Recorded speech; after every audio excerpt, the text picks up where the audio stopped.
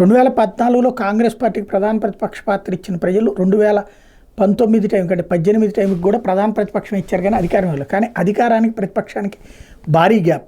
ఆ గ్యాప్లో భారతీయ జనతా పార్టీ దూరలేకపోయింది. మొన్నటిసారి దూరుతుంది అనుకున్నప్పుడు చివరిలో బండి సంజయ్ తొలగింపు ఆ తర్వాత జరిగిన పరిణామాలతో ఒక్కసారిగా కాంగ్రెస్కి ఊపు వచ్చింది. టీఆర్ఎస్ అలియాస్ బీఆర్ఎస్ బీజేపీ ఇద్దరూ ఒకటేనన్నది జనంలోకి తీసుకెళ్లడంలో మౌత్ పబ్లిసిటీలో మీడియా పబ్లిసిటీలో రేవంత్ సక్సెస్ కావడం, భారతీయ జనతా పార్టీ పక్కకెళ్ళిపోయింది. బీఆర్ఎస్ దెబ్బతింది, అది సెకండ్ ప్లేస్కి వెళ్తే థర్డ్ ప్లేస్కి బీజేపీ వెళ్ళిపోయింది, నడిచింది.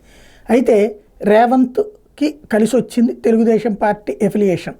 దాంతో తెలుగుదేశం ఓటర్లు కూడా కాంగ్రెస్ పార్టీకి ఓటేశారు.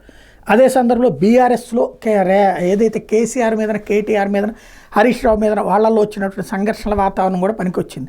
దానితోడు ప్రభుత్వ వ్యతిరేకత 10 ఏళ్ల పాటు ఉంది కాబట్టి అది వచ్చింది. ఇంకొకటి ఒకప్పుడు ఏ ప్రభుత్వ ఉద్యోగులు అయితే కేసీఆర్ నమ్మారో వాళ్ళే కేసీఆర్ వాళ్ళని ఇబ్బంది పడుతున్నామని చెప్పి వాళ్ళు కూడా ఇక్కడ కాంగ్రెస్ గెలుస్తుందన్న ఉద్దేశంతో సహకరించారు. అంతా కలిస్తే కాంగ్రెస్ పార్టీ అధికారంలోకి వచ్చింది. ఇందులో ప్రధానమైనటువంటి ఎఫిలియేషన్ రేవంత్కి చంద్రబాబు సాన్నిహిత్యం.